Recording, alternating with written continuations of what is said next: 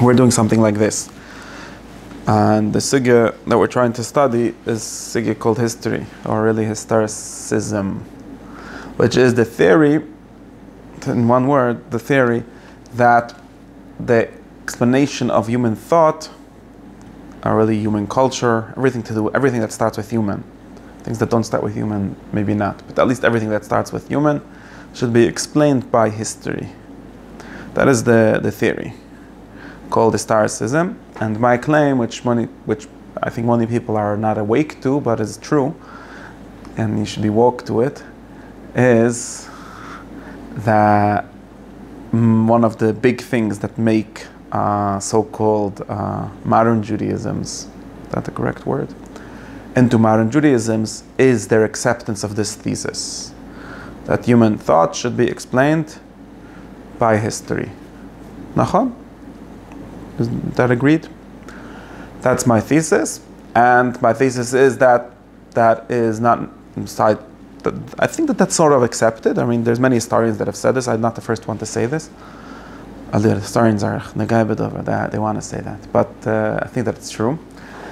And my chiddush, at least, or the thing that I want to even add to that, is that if we realize this, then we might also give ourselves permission to like have a hirukfira about this. Like to say, maybe not. Maybe that's not really true, that the best way or the most correct way to explain human thought and human action and everything is by history. That's the thing. And my kfira is in this weird way, that's why I frame it as kfira, because it's going against basic categories of thought that we are taught or brainwashed or unawarely sort of like just grow up thinking or made to think that it's the correct way or that's the best way.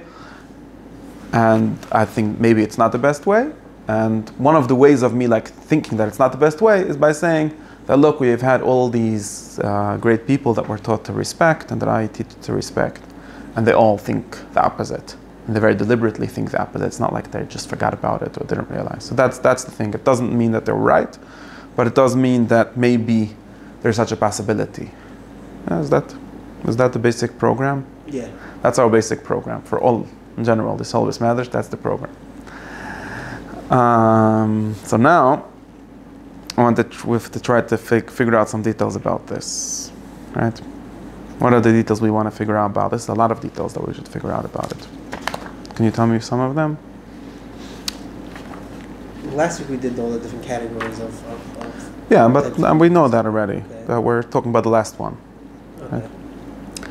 I could give one clarification about the first thing that we did last week, which is we just tried to explain what we exactly mean by this, right? Because otherwise we would get very confused and say, well, you deny that history happened or things like that. Well, it's not about denying that history happens. I want to give actually 2 or 3 clarifications beyond what I did last week with my list of 6. I actually wrote it down nicely. I want to give it to you. I'll send you later on the group. Okay. My list of 6 histories. But today I wanted to give some more clarification for that. And that is that one thing is what you said. One is, I might have said it last week, but it's important to realize.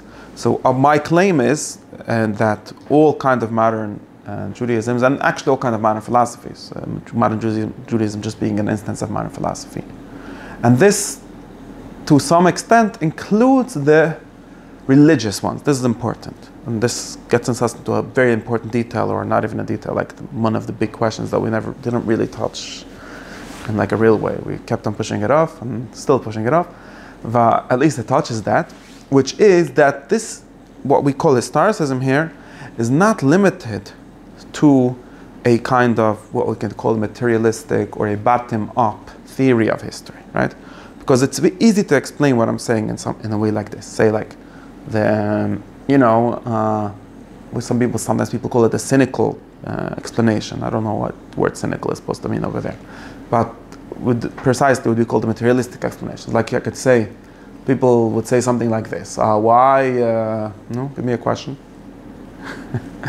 Important question. Okay, the question is like this: why does the Lakewood Yeshiva teach a certain kind of pshat in the second blot of each Masechta, and nothing besides that? Okay, So if you're inside, you don't really have the question, because that's the true pshat, right? That's the only correct answer from the inside, because it's the best pshat. Well, when was it discovered that it's the best pshat? Whatever, it was discovered by Chaim Brisker. It doesn't matter if it was discovered, but it's the best pshat. From the outside, once you like become a shtickle modern Jew, right? That's called not being a modern Jew, at least not consciously. If from the outside, you say, well, because people, and actually this is something that insider people would say sometimes also, for various reasons, say so, well, because, it was the 19th century, and universities were cool. In those days, they were still cool before people started listening to Ben Shapiro, and sorry, and the yeshivas had to attract the guys. So, and apparently the universities are doing a lot of analysis and conceptual analysis and things like that, which is very questionable if that theory is true, but that's something you hear very often, just to be clear. I think they were doing that. That's where that's kind of... I think it's something that many people say. And therefore, we had to sort of treat the Torah in a similar way, so people should come. And that's why Lomdus was invented. What? One of the claims is that they had to. Something that was very purposeful. It's being said in a very purposeful way. That as if someone went and made this. Yeah, he did this. That's okay, wait. But this, I want to just do all this an example. Examples are very good, but we're always like we said, examples are still history. We're trying to get to the poetry of it, right? Just an example of something that people say, and now you could use this. This is very often. This is important to notice. It's very often used as a way to deny the importance or to minimize the value of this thing that we're historicizing, right? This is called an historicization, right? You thought that it's the truth, like Moshe Rabbeinu meant this or whatever, that's the pshat, or even it was discovered at one time, but it's the truth. Now I tell you, well, it's just responding to certain historical events, and then, you can go on and say, well, therefore nowadays that other things are cool, maybe we should do those other things, or therefore someone can use it as, this is also, that's one, the modern way of continuing that, the reform argument always. Or you could do it as an internal kind of criticism, which say, therefore, Lamdus is goyish. I've heard people saying this. You don't know the people that say this, right? That's Chassidish, yes? Not the people I know. Right. But there are, the famously, what's his name, that person from Tzfaz. The chemistry, the Tzfaz, yeah. The Tzfaz, and others, the other books that have similar, yeah. But there's the traditionalist criticism, which is also an historicist criticism. You people are just applying modern chemistry, whatever it means, analysis, right? Analysis or conceptual analysis to Torah, and this is not how it works. And you're only doing it for your reasons, or maybe because you're self-influenced, or maybe because you want to.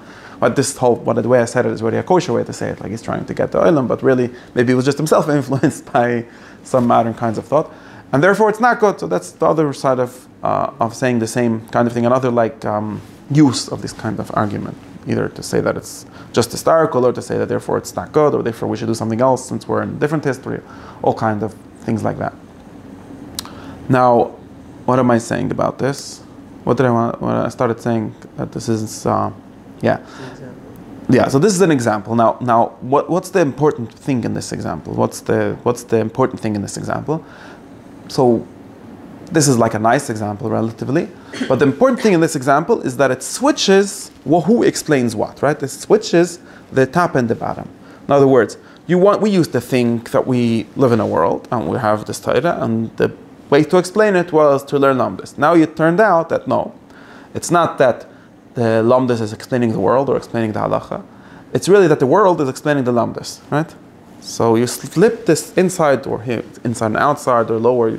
I'm just using images, right? It's the lower and the higher, or the more material, since you could say it in the most cynical way, since he wants to have more Talmidim in his yeshiva. So really, in other words, this is the important point. Explanation is very important to realize whenever we're comparing systems of explanation, because people get very confused about this in so many contexts. You have to always notice what is explaining what, right? Who is the servant and who is the master? Who is serving who, right? If you're a lamdan, then a person that's a true lamdan is a person who thinks that the master of everything is lamdas, and therefore he even tries to explain politics by lamdas sometimes, right? Because that's the ultimate way of explaining everything. Now, is it true? Does that apply? It doesn't. But that's his basic framework. His ontology or his metaphysics of what causes what, right? What explains what. And the historicist person is doing the opposite. He's saying, what you think is on top is really on the bottom, right? Because what explains your lamdas is in other words, what explains the shir that you're saying yeshiva is really the bus driver that drives you to yeshiva. Something like that, right? This is where we get He's completely not talking to the claim. Which is, well, that's the argument against this, but there is a that's why you have to realize this. There's always going to be an assumed, not explicit, right? Because you could always say, well, now you really didn't help me at all, right? Because famously the yeshiva people say about these kind of things that if you learn Pesachtes Gittin and it says Misha Achze Kardaikas, and you could go to college and they'll give you a 10 course class about what their Skerdaikas is. Actually very interesting if you know. Skerdaikas is the same Shirish as cardio. It's Latin or Greek word, and it means a heart failure. And the Gemara for somehow reads things that it's a shed. But okay, anyways, so you already know something fact. But yeah, Skerdaikas isn't like a heart. Anyways, but the point is that that's not what halacha is about. Halacha is not about the medical history of Kardaikas, or even of the Gemara thinking that it's a shed, and what does that mean? It's really about the halacha of someone who says chati shoita, and if he gives a get, that's what it's about. And you're missing the point. You're not really explaining the Gemara, because you're explaining something that the Gemara is based on, so it's very important. This is something we're, again, just try to again explain the difference in these two explanations, right? Because in some sense, this discussion of what the Kardaikas machle is and things like that is true, because we're not denying that it's true. Obviously, the Gemara is discussing a specific kind of illness that people would have, and therefore that's the case, right?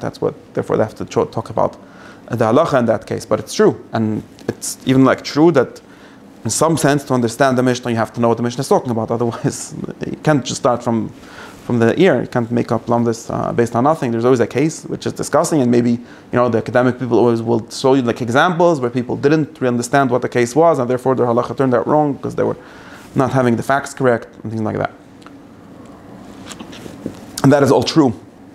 But like you're saying, it's not a precise example to what I'm getting at. But what you're saying, what the problem is that this is not explaining what we wanted to explain, right? It's sort of, and that's why we usually say that this is a bait and switch situation.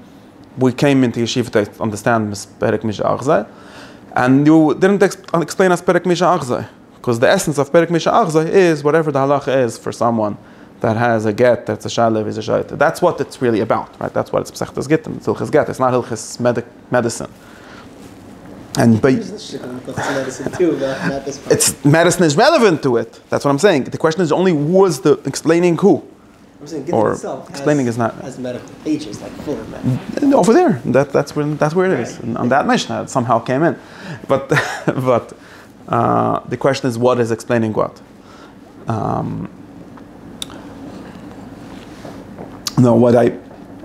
What I wanted to say, so that's the obvious explanation. Now I have to say this, I have to explain this, that you say, well, I keep on arguing that this is not really an explanation.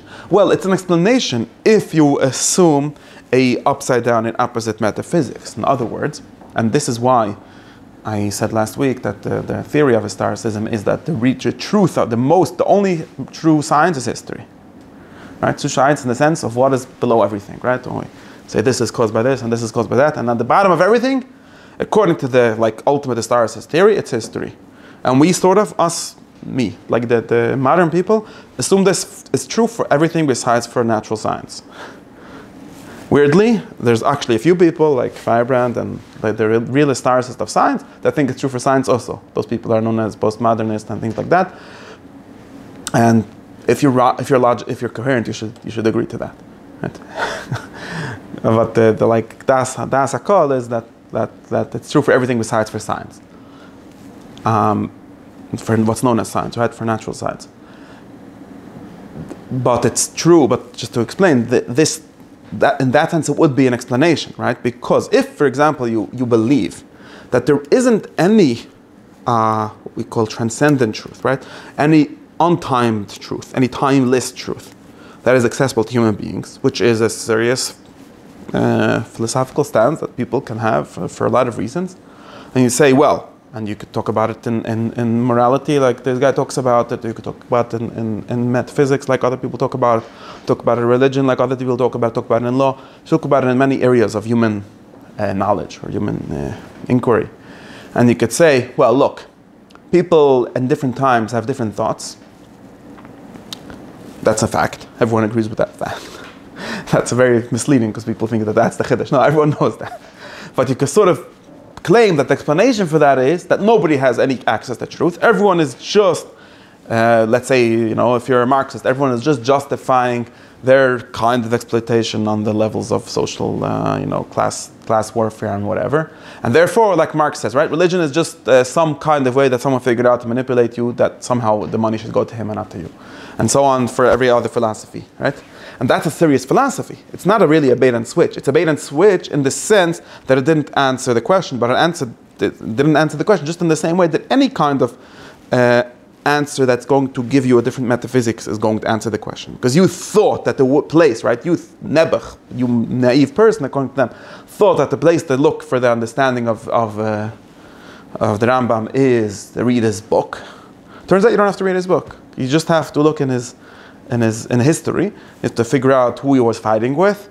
And that's what many, like if you read so many histories of thought or histories of all kind of greatness, they do this all the time, right?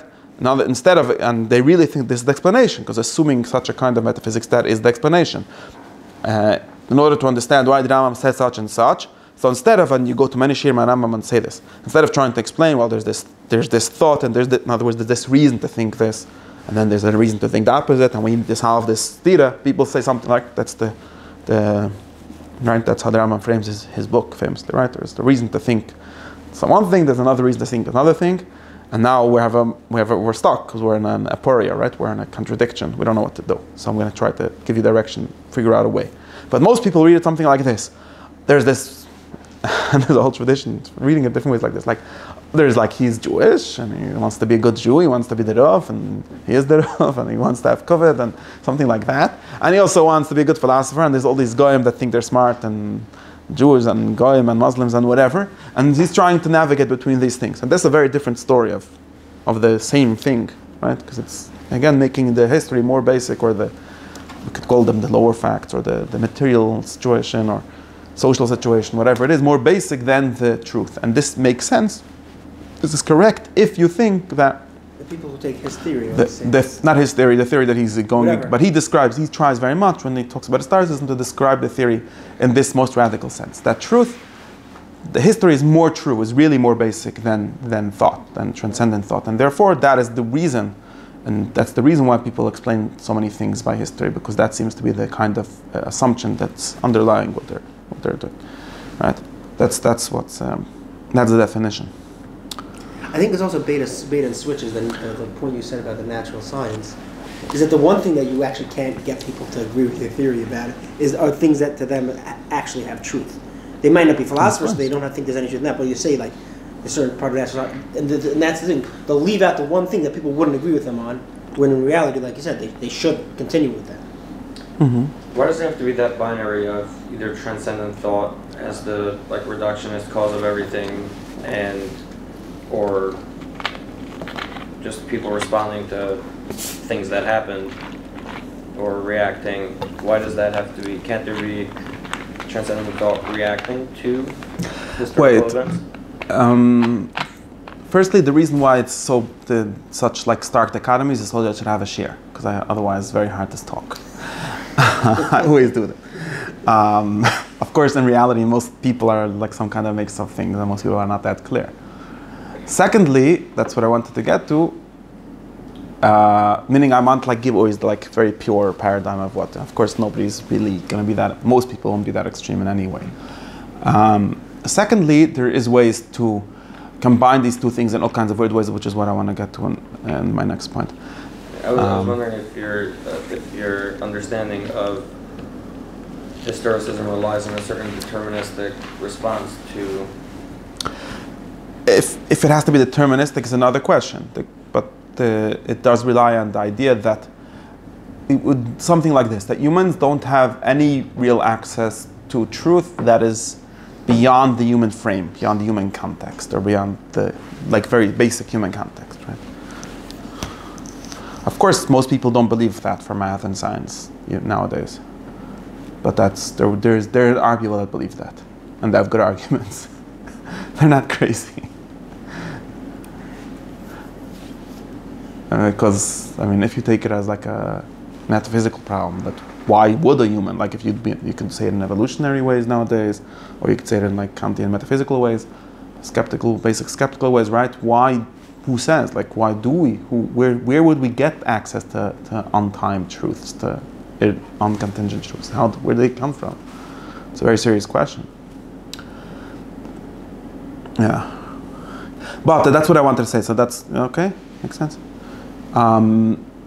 What I do, another point what I wanted to make, and this is where I get into like conflict with many of my friends, better friends, is that, and where I push off the real religion, like Torah question.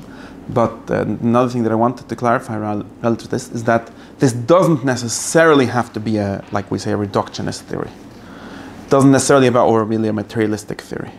You could have an historicist theory that is very unmaterialistic, very spiritual, mystical, idealist, whatever the opposite of bottom-down theory is. It could be very bottom-up theory. It could be a very top-down theory. That's the words that I like. I think they're more clarifying. But it can be a very idealist theory that still would claim that the only access we have to truth is through our space and history. And an example for such a theory would be Hegel's theory, or certain Kabbalistic theories, modern Kabbalistic theories, no ancient Kabbalistic theories that say this, or certain, who else has theories like this? Certain revelation theories, but I want to push that off that question. Meaning to say, and in this very specific sense, or Heidegger's theory, in some sense, depending on how you read him. Because there are many people, or you could say Hashgacha theories. So what happened was, and this is like a historical story the way I understand it, what happened was that as this criticism was being made, where people realized, and for all kinds of reasons, that most truths are historically conditioned, or at least the way we understand them. And like, for example, I'll give you an example that you probably, if you come to like any Jewish studies lesson, you hear it, right? It's like the question that Ishaya Leibovich likes like making a big deal out of, which is that anyone that knows a little bit of the history of Jewish thought knows that, the Rambam's God is very different from the Arizal's God, was very different from the Baal Shem Tov's God, and his understanding of Yiddishkeit in general, and his theology, and it's probably different from the Rava's God, and probably very different from Yehuda Hanussi's God, and probably very different from Yeshua Benin's God, and who knows what Yisniel Ben Kenaz and Yiftach and whoever thought. So B'kitzer, there's no historical continuity, according to the way they tell their history at least, between these theologies, right? And this is like a problem for Lakewood, right? It's a problem for the people that are whose whole idea is, like, in some sense, is that they're teaching a timeless truth, right? This is the truth. And then you come and tell them, that the Rambam thought very different, then they come tell you, well, we paskin out like the Rambam. That doesn't solve the problem. Because when did he start passing this way? Like, not even getting for what reasons, but like, you get into this historical thing, and therefore people, in some sense, but I'm not getting to that, in some sense this whole question boils down to the question of continuity versus change, or unity versus diversity, and which becomes a very ancient philosophical problem. The Paschal thing seems to be like an idealistic historical theory. The Paschal thing. In the sense So this is the problem. So let me just, this is the question that people that gets, like the stars as question, or like really I think that this question is Spinoza was the first one to ask it in the clearest way that I know, which in the Spinoza attacked the Rambam for this, for saying that and I think that if you, like in the context of Jewish thought, in the context of what we discussed last week, Bible interpretation or Bible criticism, it was Spinoza that invented this criticism. And of course, based on kind of rationalisms that he learned from Descartes and people like that, but Spinoza is the one that put it into this context, and he said, the Rambam, you had very nice pshat on the Chumash, but you didn't get it from the Chumash, this pshat, you got it from somewhere else, and therefore wants to separate philosophy from text. That's the criticism, right?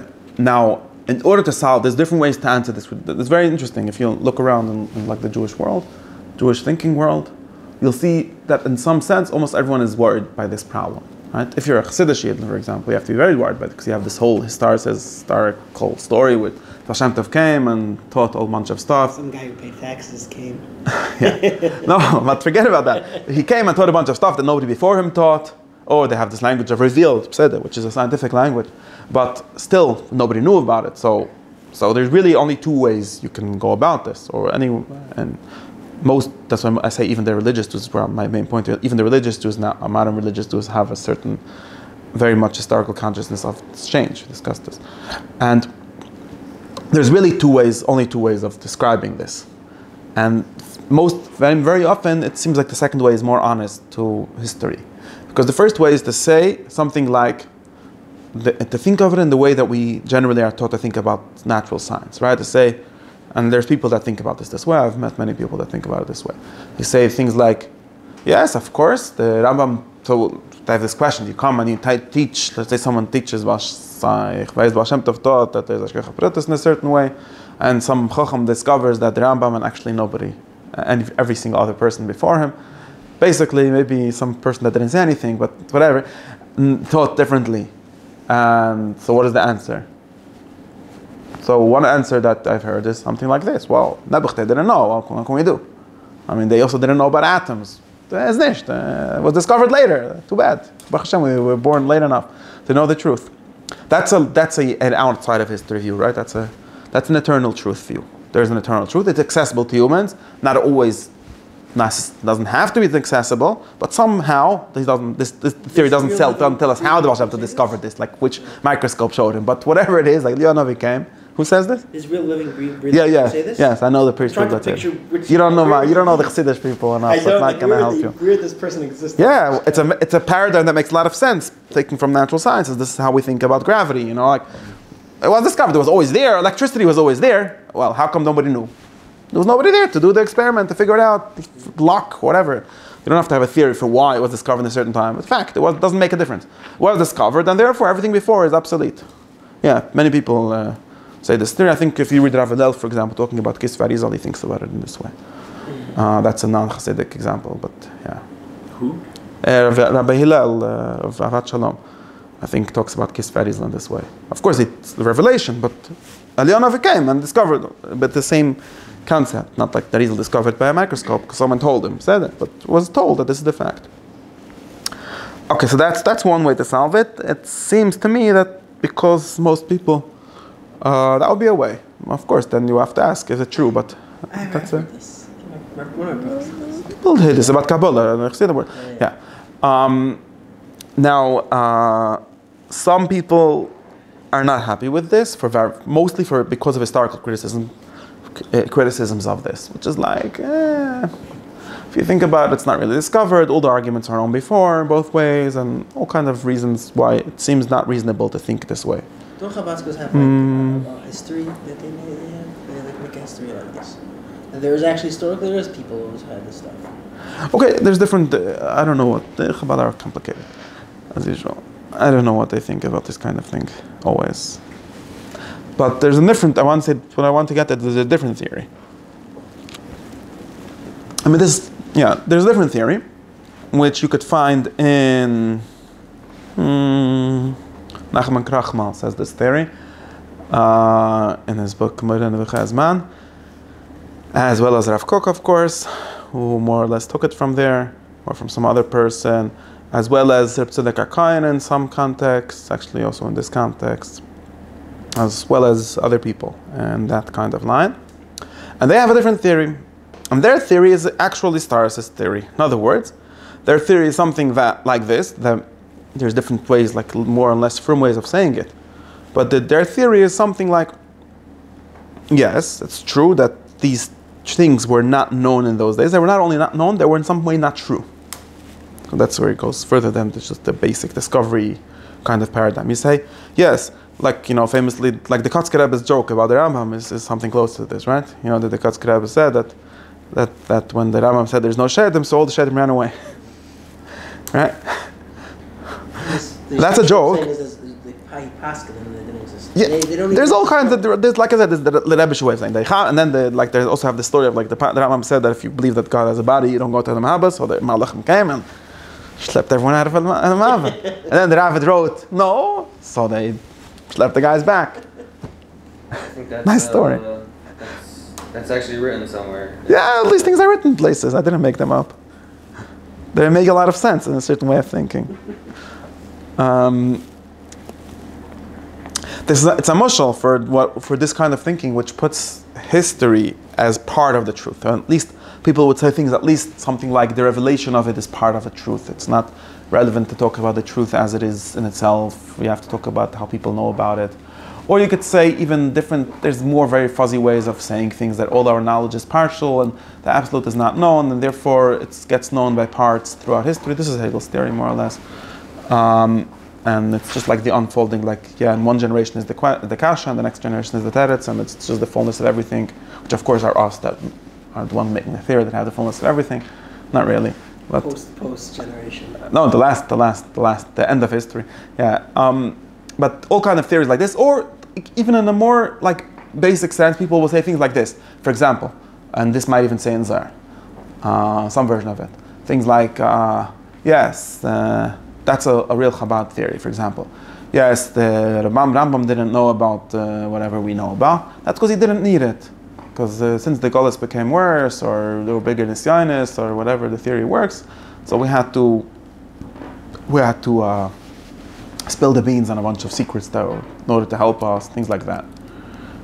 That's already saying it in a very minor way. But all of these kind of theories are in the end, so what happens here is instead of investigating the truth, right? You come, the Lubavitcher Rebbe comes and says a shtickl Torah. If you're like an old-fashioned person who cares about eternal truth, you say, okay, who says? Well, in the Jewish way, you say, is it true? Do you have a proof? Does it say in the Torah? There's all kind of things like that. But if you have this kind of theory, then you're going to investigate history instead of investigating truth. You're going to say, okay, is it true that we need this for now? Or is it true that in some sense, that's why I said the craziest way, the most radical way to say it is it true now? The truth has a time value to it, right? Is it true today? Maybe it wasn't true then, but it's true now. Right? Or like I always asked the same joke with the Rishna that he told. They asked him if Copernicus was right, or the other guy said, well, it depends on the avodah of the tzaddikim, right? Sometimes the tzaddikim make the sun go around the earth, sometimes they make the earth go around the sun, so but all these kind of theories can be very, that's what I'm saying, they could be very idealistic. They could say that there's some kind of malach, or some spirit or God that controls what truths are known to people, or even what the truth is in some sense. Like, Arizal says things like this. Well, Ramban didn't know the secrets that I'm telling you. Sometimes he says like this, because in those days the Materialist wasn't like that. Yeah, it says it's Chaim, Serish. This shtickl Torah. This is a real Historicism chat. Relativization of truth in history. Well, of course, not really truth, and you could say it's just talking about things that can change, so therefore it's not truth. But in any case, the truth that he's teaching you have to ask always. You can't ask, and some people, the Leshem says this, you can't ask, if you ask a question, like if the Arizal says one thing and someone else says another thing, the answer is, yeah, in his days, that's how it was. And in his days, it was like this. To what extent can we take this kind of theories? I don't know. The only main point that I'm making is that for my purposes, all of these kind of theories are still historicistic. They're still, instead of investigating the truth of things, they're investigating the history of things. And with all kind of fancy, maybe they're truth, all kind of fancy excuses, which makes them not like secular, like cynical, bottom up, they're not Marxist, they're not saying that the the ideas are just ways of manipulating people. They're saying that these are manipulating the people, right? Just the opposite. But there's still a manipulation going on. It's still the time of when it is makes it as important as the kind of truth. Arizal says this literally in one of his in the beginning. It says in Sharak Damas something like, if you read something in Zohar, you have to know what the Zohar talking about before the Beit Mikdash was destroyed, after the Beit Mikdash was destroyed, and the week later, Shabbos, Yom Tov, whatever. A lot of time. It's very important to write. Time value. It becomes very important. What? Who wrote the Zohar becomes very important now, because it's here when he lived. Yes, of course. Of course, the time, not even when it was written, but even when it's studied. because the Baal Shem Tov said the Zohar has a different pshat every day. It's not only if it's whenever, but if it's revealed. That's part. Again, you could someone could like even use this kind of thing. This kind of mahalach, which I'm doing a very big disservice to because I'm trying to just make fun of it. Is like another way of getting out of historical criticism. And like if the critical person would say, well, this Zohar that you refer to as truth was invented in a certain time or was written by not the person that you say it was, then you say no, because really it's all just ideas, and it was moved by the malach of history to come out at a certain time, and that doesn't make it less true. It doesn't, because that's how I define truth. Truth is what is in the right time, or what is discovered in the same time, or what is revealed, or what is made true or made present. All kind of fancy words that all boil down to the time of things being as important as the things themselves, as the truth themselves. So that's just, yeah. That's why my main point is that I think that those theories are also very historicist, and although they're not materialistic, although they're bottom-up theories. Even if someone says, well, but Beis Mikdash, that's where we discussed about the prophecy, right? If someone says, well, there was no prophecy in the time, nowadays there's no prophecy supposedly, because the Olam Materialist is in such and such a state in this time, he's still giving an historicist theory. It's still a theory which makes the most basic thing for us to investigate, even if you say, okay, but there's still a truth, whatever it is, it's still making the most basic thing for me to explain things that are in time, things that changes throughout time.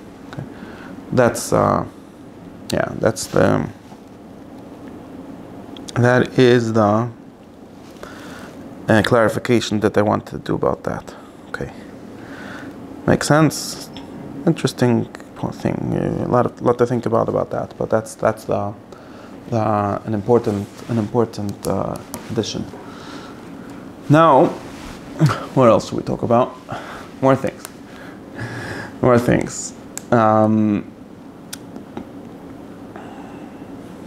So we explained how the main question is what is on top, what explains what, right? We explained how there can still be a time explaining thought, although that time is itself a thought or something, like we could make that time itself into an idea if we want. It's still going to have this kind of structure where the time is important, at least to explain the thought. And now, forgetting what I wanted to do now.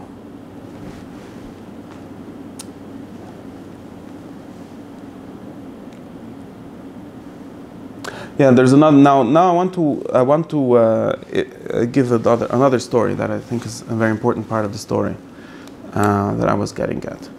Maybe we'll touch the title also. I don't know. The other part of the story is like this. Because this is to answer a question, one of the first questions, and then we'll maybe be able to talk about other things. The important question that people also sent me in the first time that I gave a class about this was that we now have critical history. We have better knowledge of history than people before us had.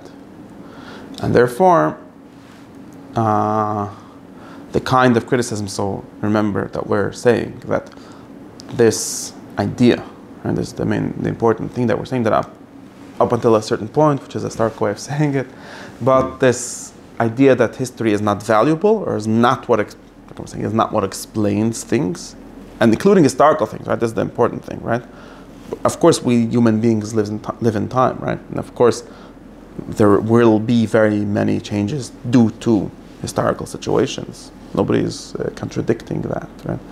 But what we are saying is that the ultimate explanation, actually, even of that, and for the human world, is not going to be in historical change. It's going to be in certain things that are stable, both things that are stable about humans and things that are stable about the truth. Right? That's the really important thing. Another way of saying what I'm saying is that I don't really believe either in progress or in regress or in Yitzchok, because both of these are putting too much weight on history, and mostly think, in other words, because of what are progress and and decline narratives. What are they explaining? They're always there to explain certain things that happen, certain things that people do, or certain facts about human knowledge, right? So if you're a progress person, you'll think that since there's historical progress, explained by whatever it is that explains that, but that's the thing that explains, that's what explains why we now know better than everyone before us. Or if you're a declinist person, you say the opposite. Since there's a decline of generations, therefore whoever was before us always knew better than us, right? Both of these are having the therefore being which time you are. Again, it's very important to investigate before you read an argument. You have to investigate which time it was written in. Because otherwise you can't know if it's true. That's what makes it true in some sense. Maybe by a complicated process, not like directly, but in some sense. Now,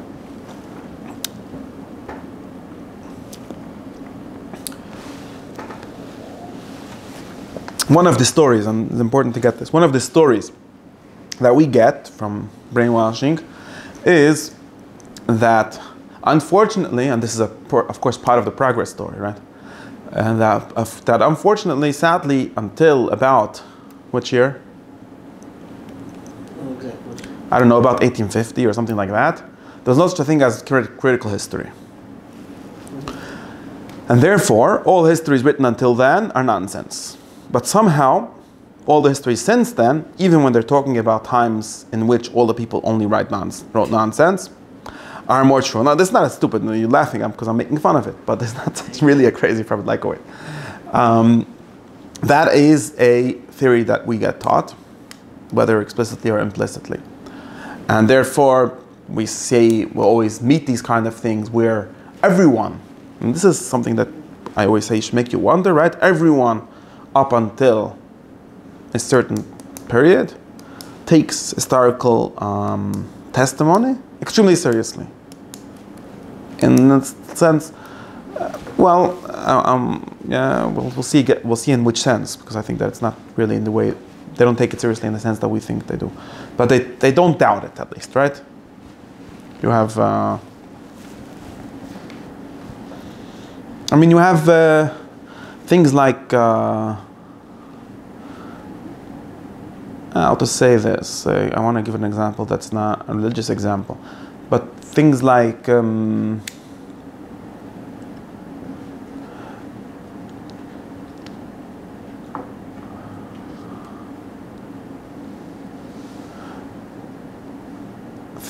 everyone until the Renaissance basically just assumes that more or less whatever it says in the ancient history is about Troy and about whatever it is true, or at least don't question it. If they assume that it's true, is a different thing. But they don't go around doing what modern historical scholars do, which is reading all kind of evidence and saying, and by the way, sometimes in really arbitrary ways, and saying, this didn't really happen that way. Or and they have kinds of reasons. Well, this is not realistic. This isn't yes realistic. This is contradicted by different, whatever the criteria are. But this is not something that people do, and that is sort of a fact. It's not entirely a fact. Of course, there were things that people contradicted each other, and there's different stories in ancient histories and so on. But at least the methodical and very sustained criticism of both of texts and of things that happened supposedly doesn't happen until a certain time, and that's true. In some sense, in Renaissance, scholars were the ones that started, mostly philological research, all kind of forgeries that they discovered, and things like that. And in some sense, later in universities, people started doing a lot of what's called modern history or critical history, and that's true. And because of this thing, so people say, okay, so if I would have lived in 1400s or whatever it is, then it would have made sense for me to just assume that, probably there were,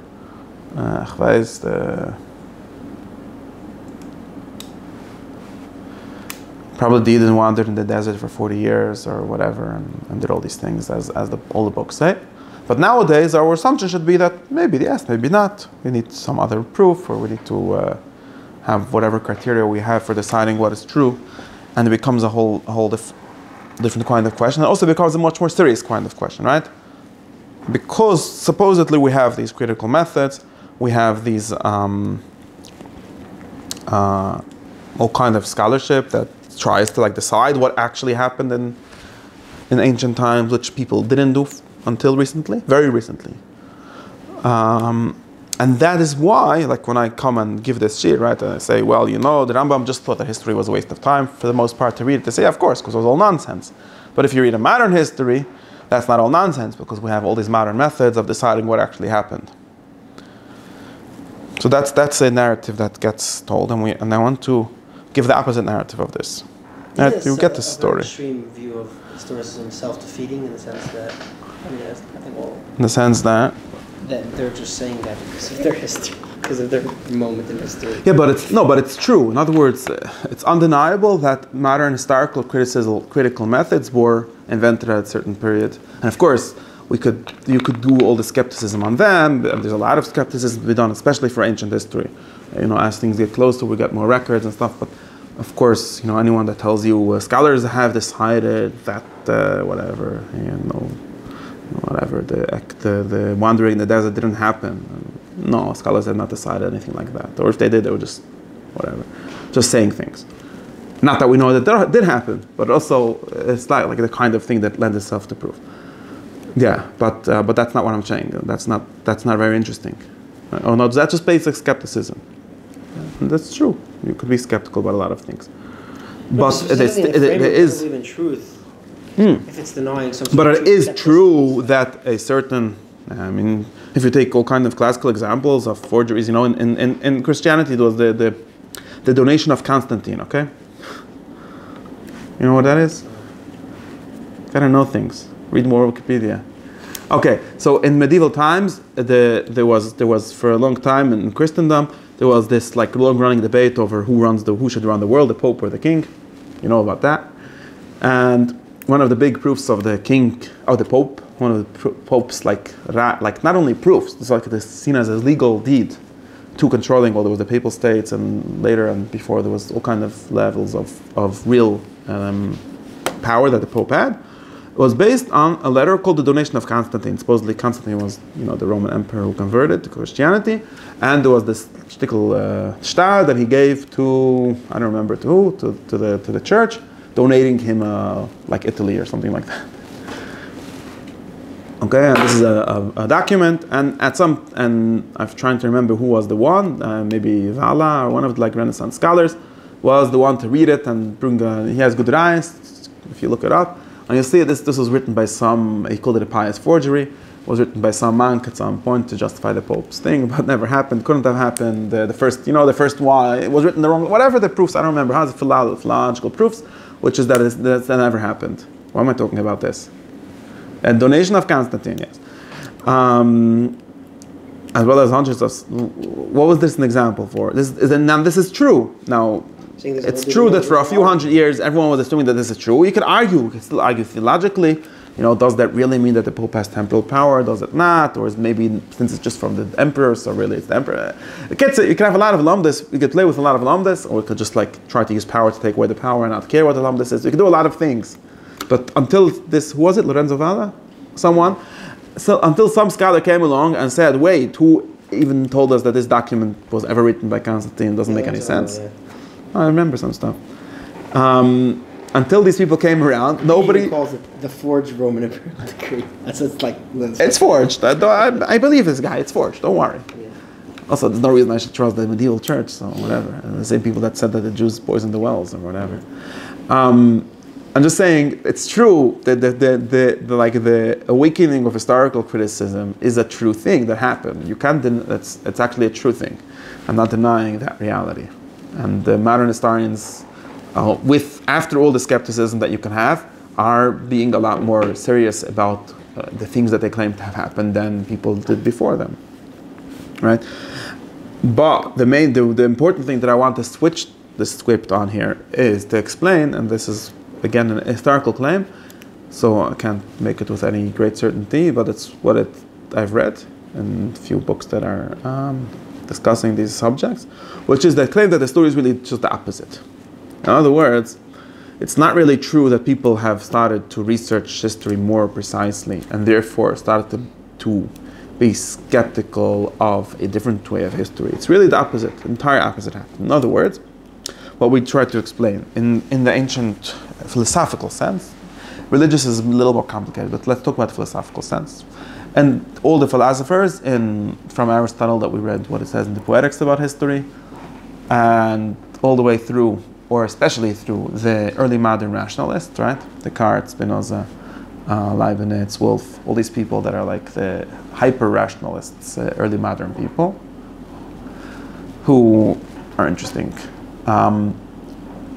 All of these people didn't think of history as anything. Like Descartes has famously in this discourse as a method, I think was in my source sheet last time also, this whole like thing where history is just nonsense and waste of, not going to lead us to any truth. And so does Leibniz and these other people that I mentioned. They all very much don't think that history is a useful thing. In other words, it's a scientific thing, right? The word scientific or knowledge. Science is just a word now for knowledge, right? It's not something that can be known, right? And the reason why they think it can't be known is not because they're skeptics, right? Skeptics. It's not because they have this like, well, you just have this one book and who says it's true? That's not why. It's because they think that even if this one book is true, it still can't be known. Right? That's the important point, philosophical point I've been making, and that we can make clear enough.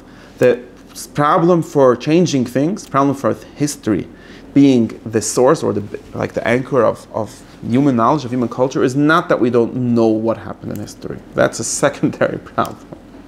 My problem that I have is that even if you would be there, it still wouldn't be a good enough reason, right? It still wouldn't be something that you can know. And the reason for that is being that by definition, what we mean when we say history is change. Or another way of saying it is things that happened once.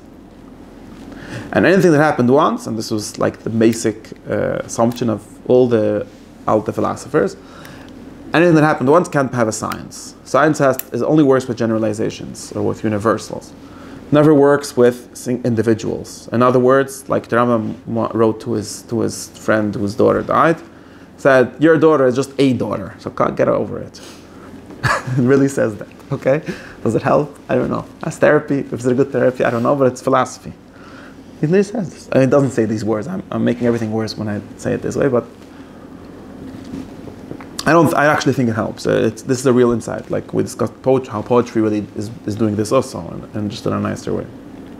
But this is why they had a question if God knows universals or particulars. Yes, of course. Again, that's why, in some sense, if particulars can't be known, then nobody can know them, including God. Yeah. That's one of the reasons for people like. So they can't be known not because they're not important, but because there's no knowledge about them. They just are. Yeah, they're like the one thing that's not like falls past the limits of whatever can be known. Maybe you could say something that Aristotle says because there's an infinite amount of them and infinity can't be known.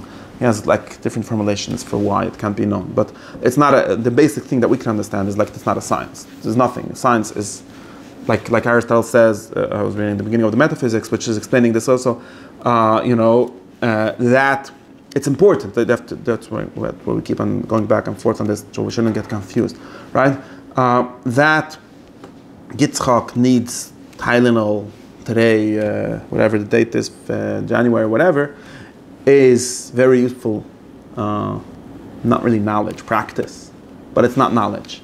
Is it something else that just has a different name? Yeah, it's skill. It's something we can even call it sometimes experience, because it might be someone that sort of is very used to doing the right things, and therefore, yeah, it's something. It's not nothing. But it's not relevant to explanation. Yeah, it doesn't explain it. It's not something. Only as much as they add to the explanation, in the sense that if you get enough of them, then you can make generalizations about. Possibly, but they're not. Again, we have to like figure out the metaphysics of this. But it's not something that can be taught. It's another way of saying it. I can't teach it. Or it's another way of saying it is it's boring. Nobody wants to come to that show. Which is just a list of particulars. Nobody comes to shows about specific things. They only come to Meshulam, right? We discussed that last week. Why wouldn't one particular explain another particular? Like, maybe. Okay, because it might explain. It might. How would it do that? I don't know. How would it do that? Causal chain of events. Or because you're making a generalization about the particular. how would it do that? This is one thing happened. I have my phone. What is the connection? The answer is phones. No, it does. It does explain. It's just not knowable. It does. I think it does cause. It does cause it, but not. It's not knowable. If something would happen only once, for example, if everything in the world would happen only once, if you're like a real occasionalist or some kind of like person that denies real causality, then everything would really be like that. Maybe then you would be right that we don't even know that, because, by the way, causality is a generalization, at least, or it's some kind of basic metaphysical thing. But then it wouldn't be able to be known. I think that's the important thing. It wouldn't be a knowledge. It wouldn't be a science. It could be a fact. It would be like something like what they call a brute fact, like just a fact. Because you can't give rules about it? Like, what's the reason? Well, something like that. Because it can't be known. Yeah, and Can't be defined. you can't. Yeah, but you can't be taught. That's another way of saying it. It can't be taught. Knowledge. One of like the conditions is it can be taught. Or another thing Aristotle like says in here is that it's too useful, and the more useful something is, the less of a knowledge it is. Because knowledge is something that's the reason for other things, not that it's right. It's not a tool towards, not a means towards. Then is the end. But that's like another criteria. There's a lot of criteria why. That's important because all these criteria are different. They lead to different things. It's not only because you can. Let's just make something very clear. It's not only because of in modern terms. Most people think of certainty when they think of knowledge. Could we know it for sure, or could we not know it for sure? Right? And certainty might actually exist for particulars more than it does for universals, because like the basic problems of induction, right? Because we never saw all the universals, all the instances of something. And maybe there's one where there's a Yitzchok Klal, where there's an exception, and therefore you don't know it that certainly, right? But for the ancients or for the medievals or for everyone else, knowledge doesn't boil down to certainty. Certainty is definitely an aspect of knowledge. If you're not sure about it, then you don't really know. But that's not the only thing. Or at least one more thing that I understand is explanatory power, right? No, knowledge is knowing explanations. Everything that's not explanation is not really, well, that's the definition, right? It's not really knowing. And in that sense, actually, not always the things that you can know most certainly, which maybe would be like not even knowledge, like with sense data, right? I see that there's a particular, which is another thing that Aristotle always says, senses see only particulars and thought only thinks universals. Although you can in some sense be more sure of sense data, because for various reasons, there's less mistakes in them, and maybe by definition they can't be wrong, all kind of things. But still, they don't explain anything. Don't even explain themselves. I mean, they're just facts. So that's one important thing. Another way of saying, which is metaphysical, is that the more universal something is, or the more causal or explanatory power is, the more real it is. And knowledge has to be of real things. But that's if you believe in this metaphysics of those things being more real. Because something like, they always assume that things that change are not really real. Because how could you know something that changes? Because tomorrow you won't know it. So it's like the broken clock problem, right? A clock never says the truth because like it has to keep on moving to say the truth. So when is it saying the truth? Things that are in change, are in movement, are very hard to know. There might be solutions to this. Like you do a generalization over time, then you already know something that doesn't move. So does the whole time move, right? Every piece of time might change, whatever. I'm just trying to explain how the basic idea here is that everyone assumed that knowledge must be of unchanging things. The whole point of knowledge is to get out of the world of change and into the world of stability, or out of the world of facts into the world of explanations, or out of the world of particulars and into the world of things that happen at least twice, or at least that doesn't have to happen twice, right? It has to have a rule. Like I say, the sun, maybe there's only one sun, but there's something that makes the sun, which is not just this fact that there's a sun. And that is this is why, and this Aristotle says, this is why history is not interesting. Right, it's interesting, but it's not as interesting as poetry. Although poetry are lies and history, like this is very, very good way of showing. Fiction is better than like everyone knows, facts are stranger than fiction. Because facts have to have happened, and that's not interesting. What's interesting is what should happen or what could happen. Right? Or that's what explains things. This is what everyone assumed. Or at least this was the reigning, that this is history a little bit. So, but this is the truth. And now, and for various reasons, not all, some of them being that many, for a bunch of different reasons, some of them, I was reading this book, it said, well, you know why Historicism was invented? Because there was some guy that wanted a job, and he knew history. And in university, if you're like an independent department, you get more money. So we had to figure out that history is an independent science. So I was saying that's what's self-defeating. That's what I'm It's not self-defeating, it's a true explanation. It's actually what happened. The guy brings receipts. So that's really in German universities, the story of why history was defended so strongly was because there were these people that had this job and they didn't want to like be the Meshudas of the other guy. He wanted to have his own share, and therefore he wrote a book to explain why history is a true science. Okay, but that's of course not. That's cynical. That's twoist. But that guy has to agree. That guy agrees to this. He agrees to this in some sense. I don't know if he has to agree, like I told you, because he doesn't have to agree that history is only. Historicism isn't only the materialistic, reductive versions of it. He could have a different version of it. He could say that we finally discovered the real way of being a human being, or something like that, which the spirit of the times told us, or all kind of other things.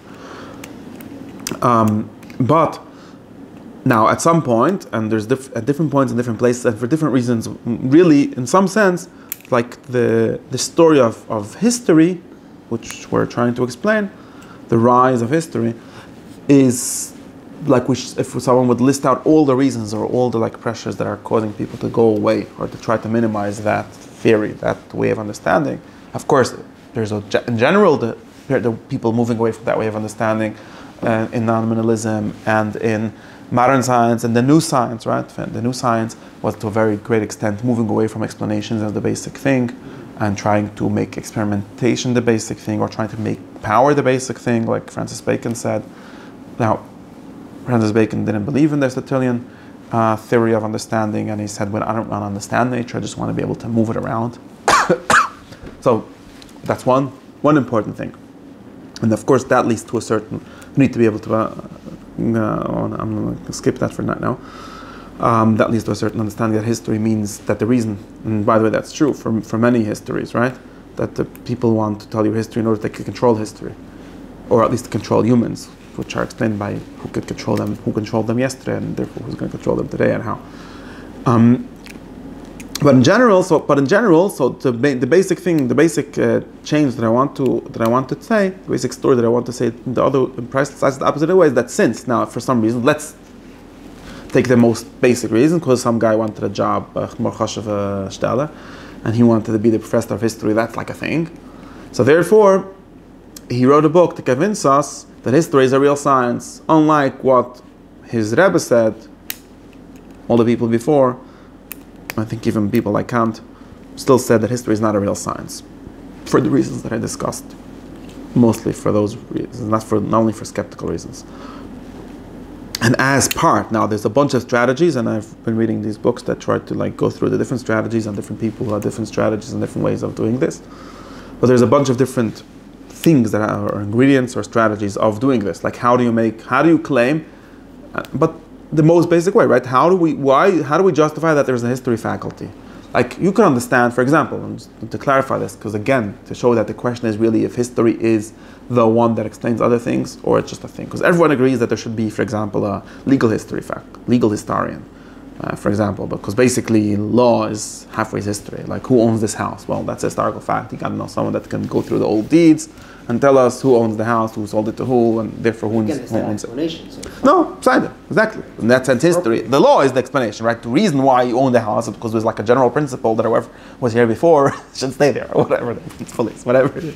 Or God gave it to you, whatever the principle is. But history is Meshudas, right? History is serving the law, or the same thing in what was known as sacred history or church history, right? If you want to know why certain minhagim of the church are the way they are, or why certain institutions are what they are, they might have historical reasons. Or if you want to, like, even sometimes they would say, give other or the ways in which history, but all of this make history subservient to theology, right?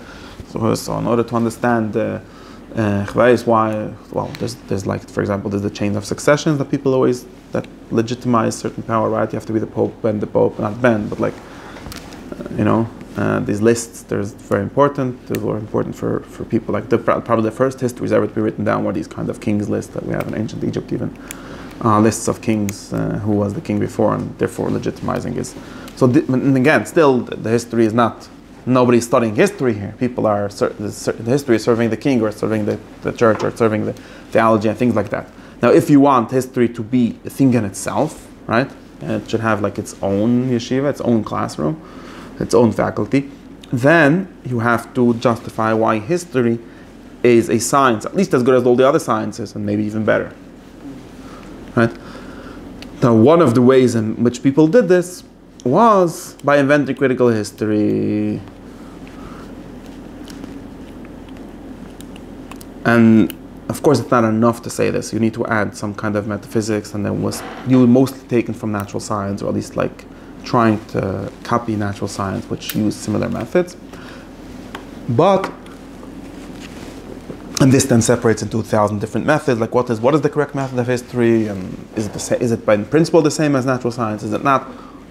All kind of questions like this. But in the most basic sense, everyone agreed that in order for history to be able to stand on its own, it needs to become more scientific. Okay. Now, again, I'm going to start with the most cynical way. The most cynical way of saying this is that since scientists do have laboratories and they look at all kinds of things, and they argue over all kinds of material facts and things like that. So history has to do the same thing.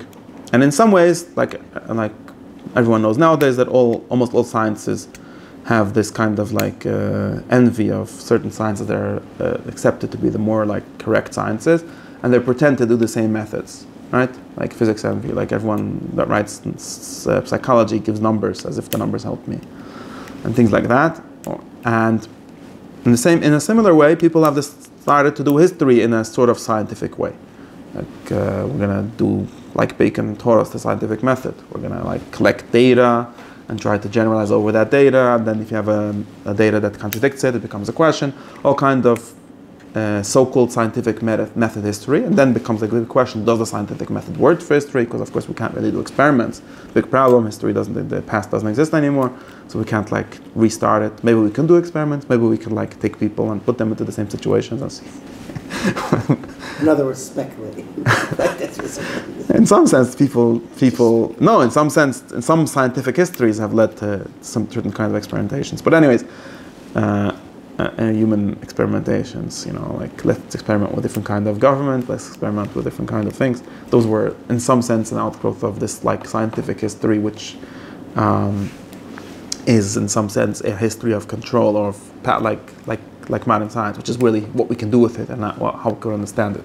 But in any case, my main point is that scientific history, this kind of critical history, the reason it exists is so that history should be able to pretend, or maybe to really be, I'm saying pretend because I'm on the wrong side of the argument, but no, it should be a science. So it's not that first someone discovered that there's a real science, and then therefore we now have a problem. I have to just answer my historical understanding. It's the opposite. Since he wants to be a real science, this is historically the order of things, but also metaphysically the order of things. If you want a real science, you have to do all these at least quasi-scientific things, or trying to make history into a knowledge. Now there's some better.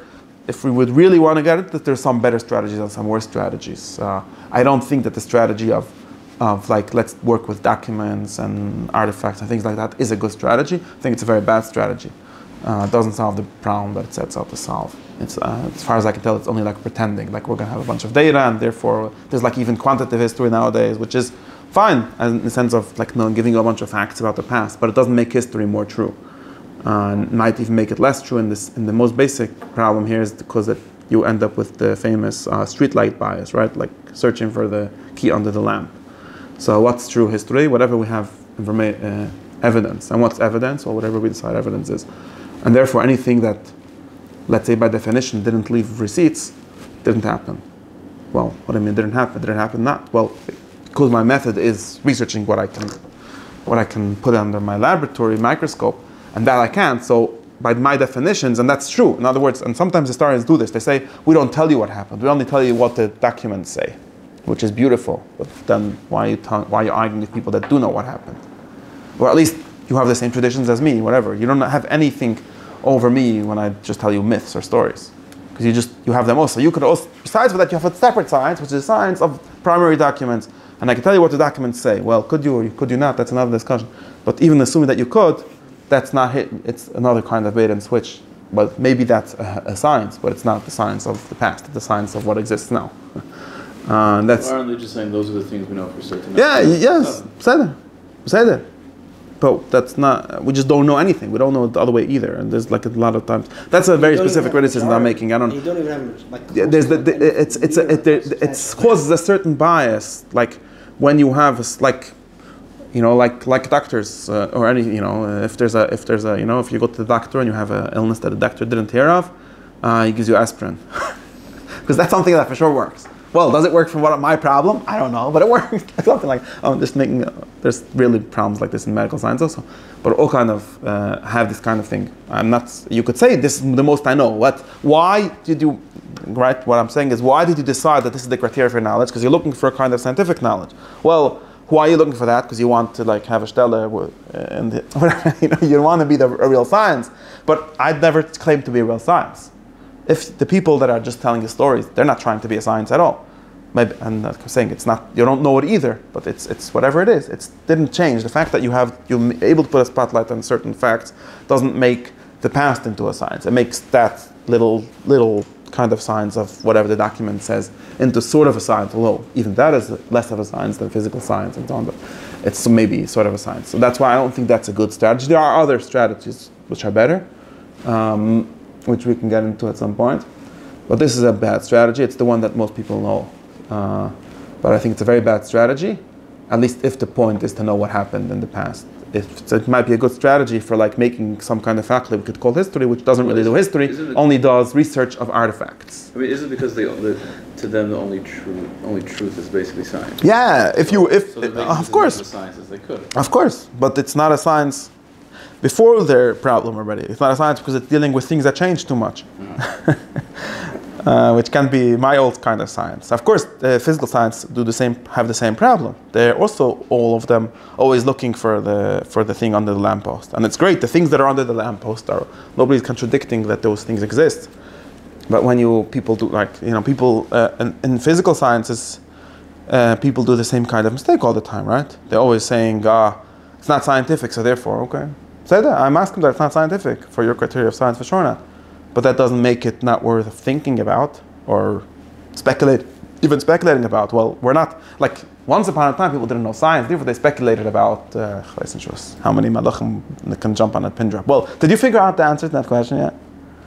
No, you just decided that I have more important things to do with your time. Okay, so you do, maybe someone else doesn't. Well, that's a question of time management.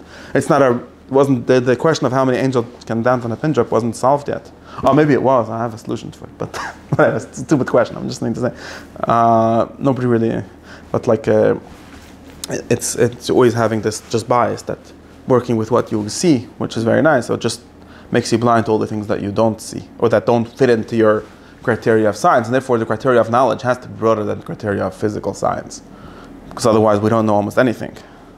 We might even not know the things that the physical science are trying to explain, but that's another whole thing. But in any case, relative to history, I definitely think that that's a very bad. If that's the answer, it's a very bad answer. But I do think that it's trying to be an answer to this question. It's trying to elevate the status of history into a real science because, of course, it's answering a different question. It's not really answering my question, right? It's answering a modern science question, like, is it similar to biology, which is also physics? Okay, is it similar to physics? And we try to make it more similar to physics.